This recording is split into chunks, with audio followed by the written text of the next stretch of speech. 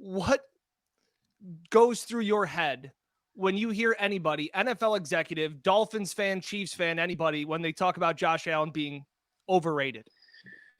Yeah, it's moronic to say something like that. And it's idiotic to say something like that. To that specific story, when that person referenced some of the stuff that they did, you're just making things up.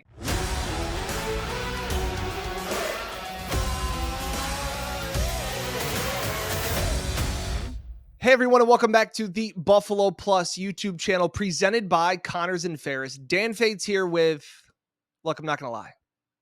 This is a pretty cool video. One I'm really excited to share with you guys because earlier this week, I caught up with ESPN's Dan Orlovsky to talk the Bills, Josh Allen, Joe Brady, and what Dan's biggest concerns are for Buffalo's offense heading into next season. But before we get to that, I need you, as always, to like, comment, and subscribe to the channel. We really appreciate it. It has been a very busy week since the start of camp for the Buffalo Plus team. Mike, Jen, and I have put out daily content videos. We have been at every single practice. And as you can tell, the sun is beating me. I have vowed next week to up the SPF game because this is not a good look. But along with the daily recap videos, the sights and sounds, we also caught up with Bills GM Brandon Beane last week when he walked over to Mike's gorgeous patio and sat down and talked with us for 20 to 25 minutes. We caught up with him to talk about the Bills and how he views this team as still a year in transition. We talked the salary cap. He got to dunk on me a little bit. We went back and forth there. I asked him to grade himself for his tenure so far with the Bills. Tons more as always. So again, if you haven't seen that one after this video, go back, check that one out. I'm also rocking a brand new Buffalo Plus shirt designed by yours truly. This is the first edition. You can find it at the buffaloplusstore.com. Brand new Keon Cole him shirt, as he's looked good in camp so far. We got a shirt for him, all the fans. Pretty cool stuff there. So again, if you want this shirt, head on over to the buffaloplusstore.com. As for the video, I have been working for probably the last few months to get Dan Orlovsky to come on this channel. He was on it a few years ago. Mike caught up with him quickly. I think it was before a Monday night game where he was on ESPN and the ABC kind of got in touch with us. But this is one of my friends will joke around, one of my white whales that I get to catch up with. Somebody that I look up to in this business. We talk about rocking a hoodie and a sport coat. We talk about Josh Allen and what he hopes to see from him this year. He's got a great story with Matt Stafford. All of his knowledge. I don't think there's anybody better in the media right now at breaking down film and explaining it in a reasonable way that all fans can digest and make sense of it. I love the way he views the quarterback position.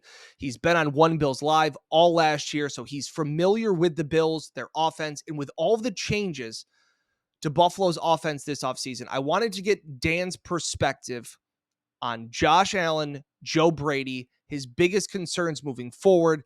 So without any further ado, here's Dan Orlovsky.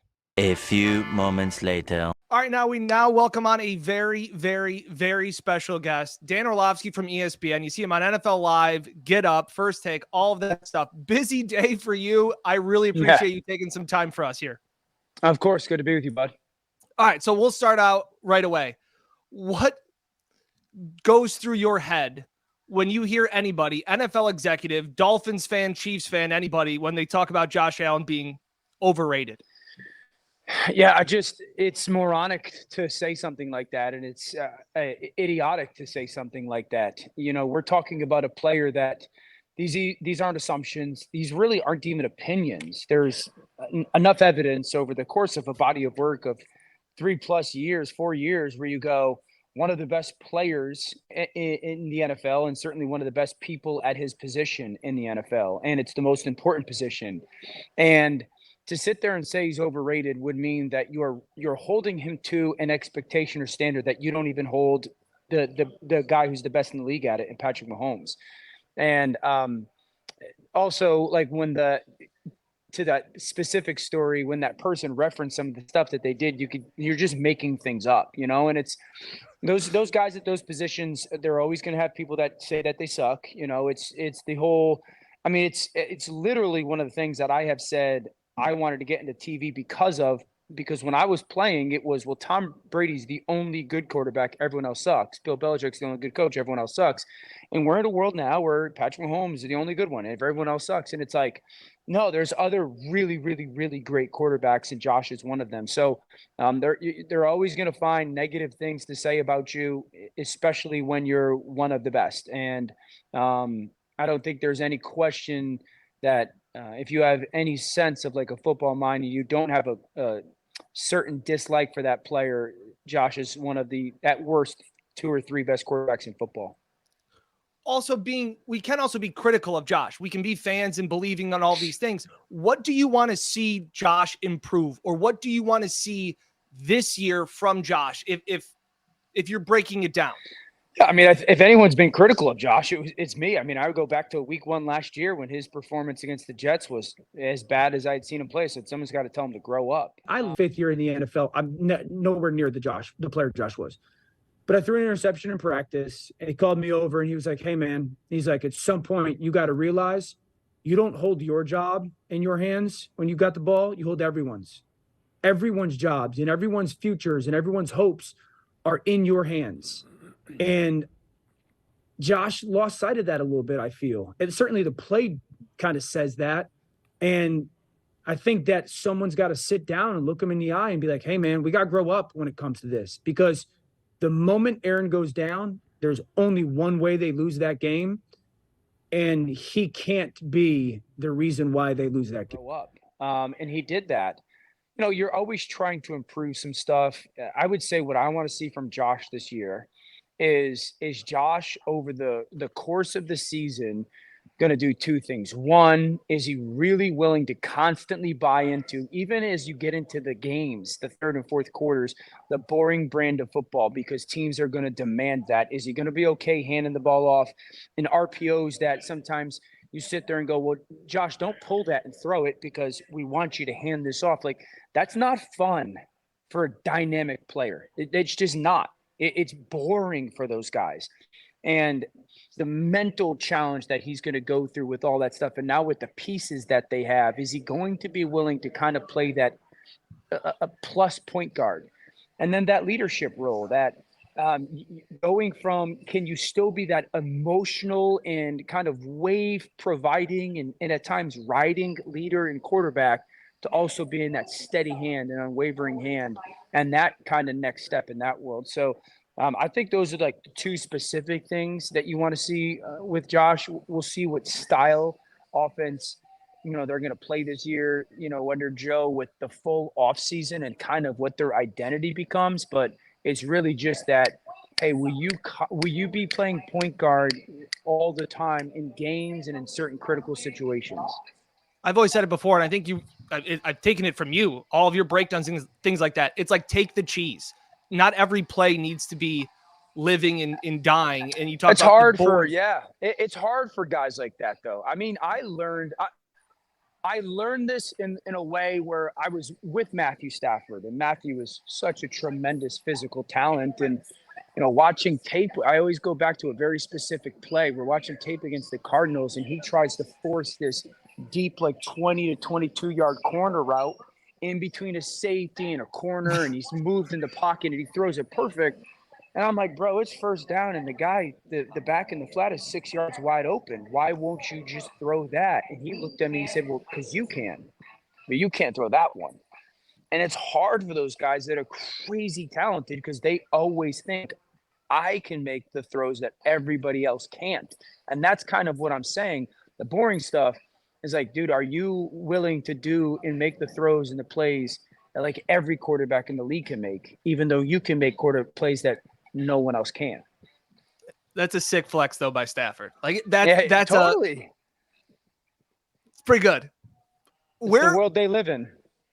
I've said this. I love Brian Daboll and respect him more than certain members of my family. I just have such high regard for his offensive mind and things like that. I was always cautious with Dorsey. Not having called plays before, I thought was a big concern of mine. Giving the keys to a Ferrari to a guy that had never driven before. That was one of my concerns. What's your thoughts on Joe Brady? Obviously, we saw the sample size, but now we're getting a full off season. What are your expectations, or what excites you about that? Yeah, I think the world of Joe. You know, I've been a fan of Joe since I was calling LSU games in their 2019 national title run. So I think the thing that I love about Joe is there's this complexity in the simple. You know, Joe is got a lot of traits that a lot of really good coordinators have, that they don't try to run 47 plays, but they want to run them in 470 different ways. And that's taking that simplicity of stuff, and so you can really know and execute it, and just making it very exotic. And the way that it's presented to a defense, and you're trying to get the defense to play slow while you play fast. And I think I like that about him. I think the improvement in the RPO and the different ways that they can run that, I like that. I think he's not scared to run Josh, you know, in the situational football, which matters. So I also love the fact that I don't want to, Joe cut his teeth in that 19 LSU run where it was these pieces. You know, you had all these different pieces, and a little bit in Carolina, and then you saw a little bit last year, and that's the makeup of their offense this year. Is like you have all these multitudes of pieces, and I think that's something that I'm super interested to watch, is how, you know, he kind of opens the picture up for Josh to really deploy them all. One last question before I let you go, because I know your time's busy. What's your biggest concern then? If we're talking about the biggest strength, is obviously you've got Josh Allen. Man coverage. Yep. You know, when you want to be diversified in your people, you're going to play the game of, well, our team's going to play us in a ton of zone, because if you're playing zone, then are you a little bit more susceptible to the run, and is the RPO hurting you, and are you giving up too much in the yak, or are you going to sit there and go, no, they don't got anybody that can whoop us in man coverage? Like, as much as people want to say that Steph maybe isn't Steph of 20 or 21, he still wins versus man coverage. And who's going to be that guy that can win when teams are going to say, hey, we're going to play man and we're going to shade this way? You know, who's going to be the winner on a consistent basis versus good coverage guys? Is it going to be Dalton? Is it going to be Keon? Oh, in those, we're not talking about a team that's, hey, let's win games. It's like you're trying to win the Super Bowl. So, like, when you're playing against the elite defenses that can play man coverage, that the Kansas City is going to be in, and the Baltimores are going to be in, and the Dolphins are going to be in, and the Pittsburghs are going to be, like, who's going to become that person? Yeah. I really appreciate it. You are the reason that I started wearing a hoodie and a sport coat. Everybody says that's so creative. And I always say, it wasn't me. I go, it wasn't me. It was my wife. Orlovsky. It was your wife, right? Yeah. It was my wife, man. So we got great ladies behind us. Really appreciate your time, man. Love all your stuff. Seriously, like, top of the list guests for me to talk to in this business. So I really appreciate it, man. Thanks so much. Thank you, bud. Appreciate you, man. A few moments later. Yeah, that was awesome. Thanks again to Dan for coming on, finding some time in his busy day to, catch up with me, rejoin Buffalo Plus for a second time. So you know that he's a subscriber, recurring guest now. But going back and rewatching the interview before I recorded this open and this close here, what really stood out to me was when he talks about playing boring football, and can Josh be that point guard? And when you think of Josh Allen, so often, and we talk about on this channel, you think of the highlight reel plays. You think of that whoa throw, that jumping over a defender, those hurdling moments, the times that he goes in the phone booth and comes out with the Superman cape and all of those things. But when he talks about, is he willing to play boring football? Is he willing to, instead of having 30 points, basketball terms of point guard, is he okay with having 11 assists and doing the little things? And that goes back to what I've always compared to, and it's Trent Dilfer had two analogies when he was on TV, and I always loved him, was he always talked about taking the cheese. And well, quarterbacks, are they disciplined enough to just take what the defense gives them? And that it doesn't need to be this expensive cheese, the 20-yard hole shot down the field. Can it just be the cheddar and the American cheese in front of you and take the 2 and 3 and 5 yard passes that defenses are giving you, and taking the freebies. And he also always talks about, it's one I've always loved, and I know I've talked about this channel before, but the difference between a surgeon and a butcher. And he talked about their two very important jobs. They both use extremely sharp instruments. And at the end of the day, the butcher uses a machete and it's flashy, and all of a sudden there's sizzle, and you end up with a pastrami sandwich. And a surgeon uses the same exact super sharp knife, but he can save your life. And can you be disciplined enough to be the surgeon, to be the Peyton Manning, the Tom Brady's, or Cam Newton, who's a butcher? And at times we've compared which Josh Allen are you getting in that Josh Allen experience? And when Dan talked about that story of watching a play with Matt Stafford and him saying, why didn't you just take the check down? And Matt saying, I don't take the check down because that's the throw you make. I make the big time throws because I can. And what I wish I would have remembered when I was doing the interview with Dan was, I remember when I caught up in 2019, I went back and I reached out to Wyoming's head football coach, Craig Bohl. And at the time he recruited Josh, and I believe he's retired from now, but I remember asking him like about Josh and some stories about him. And he said the one that stood out to him, we were in the middle of a spring scrimmage, and there was a play that was designed for a bootleg to throw the fullback out in the flat. And so we were doing the spring scrimmage, and the fullback was wide open in the flat, and he pulled the ball down and did not throw the ball to the fullback in the flat. He threw a backside post, a rope route, I don't know, about 65 yards for a touchdown. And so, you know, it's one of those things, okay, that's a good play, Josh, but the rule is to throw the ball to the fullback in the flat. And he said, no, Coach, Brett Favre says touchdowns first. And I said, I don't care about Brett Favre, throw the ball to the fullback.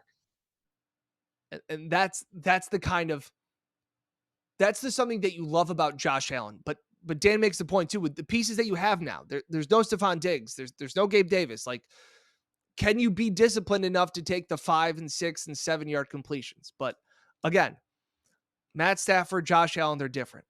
Appreciate it as always, though. Again, really cool video. Worked really hard to get Dan Orlovsky. Awesome to come on. And then again, just it reminded me of that story of catching up with Craig Bohl when Josh was a freshman or his first year at Wyoming. And he's like, yeah, it's a great play, but that you got to check it down to the fullback. And he goes, no, Brett Favre says touchdowns first. And again, I've asked Josh about it, and he said that's exactly what he said. So again, appreciate Dan coming on. Means a lot to me, somebody I look up to, the hoodie and sport coat brothers that we are. Again, it was all Dan.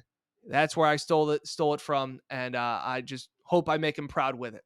Appreciate it as always. We will have more great content leading up throughout the rest of Bills training camp and into the season. We appreciate it as always. Like, comment, and subscribe to the channel. It means a lot to us, helps the channel continue to grow. For next time, I'm Dan Fates. We'll catch you next time here on the Buffalo Plus YouTube channel.